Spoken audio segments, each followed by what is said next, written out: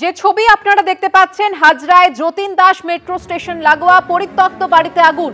সকাল 6:30 নাগাদ হাজরা রোডে দোতলা বাড়িতে আগুন লাগে। সরাসরি এই মুহূর্তে চলে যাব আমাদের প্রতিনিধি ঐশী মুখোপাধ্যায়ের কাছে। ঐশী, পরিত্যক্ত বাড়ি তালাবন্ধ অবস্থায় ছিল, কিভাবে আগুন লাগলো, এখন কি পরিস্থিতি?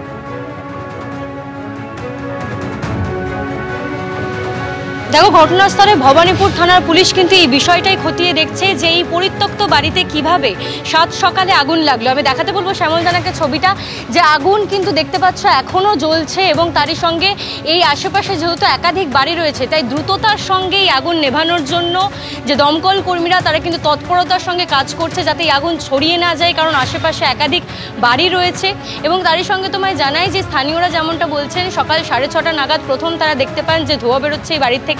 পরিত্যক্ত এই বাড়িতে কিভাবে আগুন লাগলো সেই বিষয়ে কিন্তু খতিয়ে দেখছে ভবানীপুর থানার পুলিশ, কিন্তু এখানে রয়েছে উপস্থিত।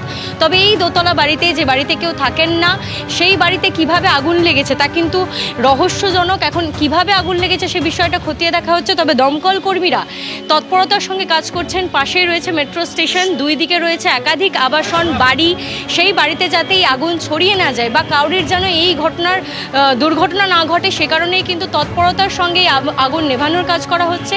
ঘটনাস্থলে একটি মাত্র ইঞ্জিন এখন কাজ করছে। তবে দমকল কর্মীরা কিন্তু দরজা যেহেতু বন্ধ, তাই জানালার যে কাঁচগুলো রয়েছে সেগুলো ভেঙে কিন্তু তারা ভিতরে প্রবেশ করছেন এবং তারই সঙ্গে জলের তোড় দিয়ে যে আগুন, সেই আগুন কিন্তু নেভানোর জন্য তৎপরতার সঙ্গে কাজ করছেন।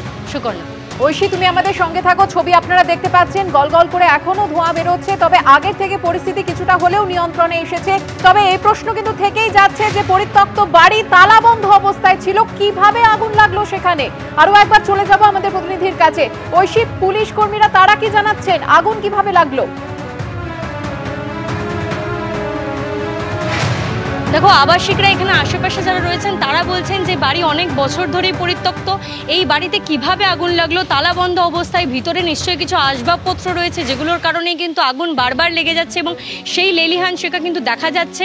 পুলিশ কিন্তু বিষয়টা খতিয়ে দেখছে যে এখানে কাদের যাতায়াত রয়েছে, পরিত্যক্ত এই বাড়িতে কিভাবে আগুন লেগেছে সেই বিষয়েও কিন্তু খতিয়ে দেখছে ভবানীপুর থানার পুলিশ। দমকল কর্মীরা কিন্তু তৎপরতার সঙ্গে কাজ করছে যাতে এই আগুন ছড়িয়ে না পড়ে। আশেপাশে একাধিক বাড়ি রয়েছে, সে কারণেই কিন্তু তৎপরতার সঙ্গে তারা কাজ করছেন। এখন ঘটনাস্থলে একটি ইঞ্জিন রয়েছে এবং জলের তোড় দিয়ে আগুন নেভানোর যে কাজ, সেই কাজ করছেন দমকল কর্মীরা যাতে এই আগুন ছড়িয়ে না পড়ে। ধন্যবাদ তোমাকে ঐশী।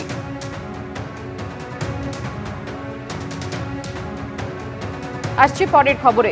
কিডনির বিভিন্ন অসুখ সম্পর্কে মানুষকে সচেতন করতে নতুন অ্যাপ চালু করলো ইনস্টিটিউট অফ চাইল্ড হেলথ। বিশ্ব কিডনি দিবসের দিন নেফ্রো নাগেটস নামে অ্যাপের উদ্বোধন করা হয়। এই অ্যাপে বিভিন্ন ভাষায় কিডনি সংক্রান্ত প্রশ্নের উত্তর দেবেন চিকিৎসকরা। অ্যাপের উদ্বোধনী অনুষ্ঠানে উপস্থিত ছিলেন ইনস্টিটিউট অফ চাইল্ড হেলথের ডিরেক্টর অপূর্ব ঘোষ, অধ্যক্ষ জয়দেব রায়, পেডিয়াট্রিক নেফ্রোলজি বিভাগের প্রধান রাজীব সিনহা। শিশুদের কিডনির অসুখ দ্রুত শনাক্ত করার উপর জোর দেন চিকিৎসকরা। তাড়াতাড়ি রোগ ধরা পড়লে সেরে ওঠার সুযোগ অনেক বেশি বলে জানান তাঁরা। গত এক বছরে কিডনি প্রতিস্থাপন ও শিশুদের কিডনির অসুখ নিরাময়ে ইনস্টিটিউট অফ চাইল্ড হেলথ ভূমিকা নিয়ে আলোচনা হয় অনুষ্ঠানে।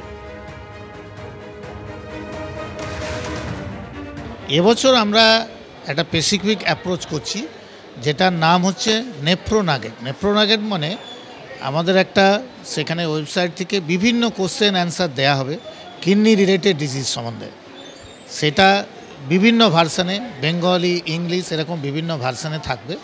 আমাদের যারা নেফ্রোলজি ইউনিটের আছে এক্সপার্টরা সেখানে বিভিন্ন অ্যান্সার দেবে।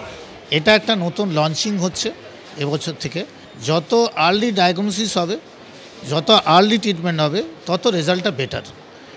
তেমনি কিডনির ব্যাপারেও যদি আমরা লেট করি তাহলে সেটা আমাদের ডায়ালিসিসে যেতে হয়। ডায়ালিসিসের পরে স্টেপটা হচ্ছে ট্রান্সপ্লান্ট।